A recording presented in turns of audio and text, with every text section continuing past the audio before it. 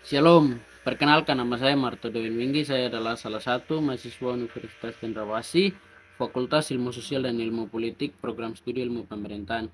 Nah, di video ini saya buat untuk melengkapi tugas ujian tengah semester yang diberi. Tugas yang diberi adalah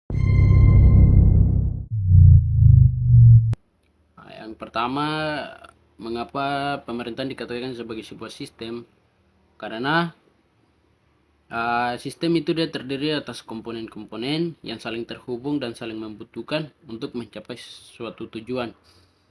Dari pemerintahan itu dia hadir untuk mensejahterakan rakyat.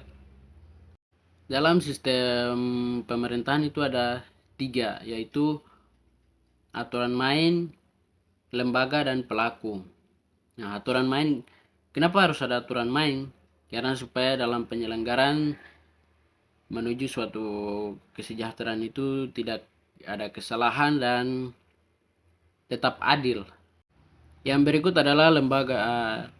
Lembaga ini di dalam trias politika yang dikemukakan oleh John Locke yang kemudian dikembangkan oleh Montesquieu. Itu membagikan 3 kekuasaan, yakni legislatif, eksekutif, dan yudikatif.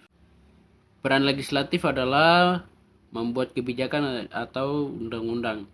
Yang berikut adalah eksekutif. Eksekutif ini dia yang berperan untuk melaksanakan undang-undang tersebut. Yang berikut adalah yudikatif. Yudikatif ini dia berperan untuk mengadili ketika dalam pelaksanaan kebijakan atau undang-undang tersebut ada kesalahan, maka dia di situ berperan untuk mengadili pelaku-pelaku itu. Yang berikut adalah pelaku. Pelaku ini adalah orang-orang yang berada di dalam lembaga-lembaga yang saya sudah sebut tadi. Berikut kami diminta untuk menjelaskan di Indonesia ini dia menganut sistem pemerintahan apa saja.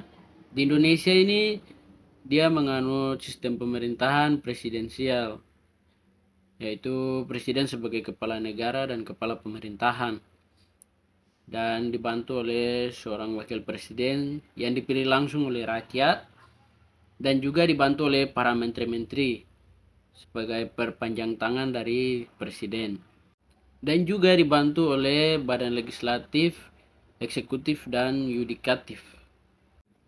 Yang berikut adalah kami diminta untuk menganalisa bagaimana penyelenggaraan pemerintahan di Indonesia.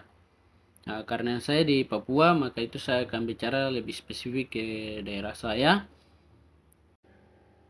Dengan kehadiran pemerintah, di situ sangat baik karena ia mengatur tentang hak dan kewajiban kita sebagai masyarakat untuk sebuah kesejahteraan. Adapun contoh yang saya ambil di dalam Pancasila yang butir kedua yang bunyinya kemanusiaan yang adil dan beradab. Namun pelaksanaan itu kadang kurang sesuai dengan butir Pancasila tersebut. Karena dalam penyelenggaraan pemerintah petinggi atau pejabat negara itu mereka kadang lebih memperhatikan kepentingan individual atau kepentingan kelompok.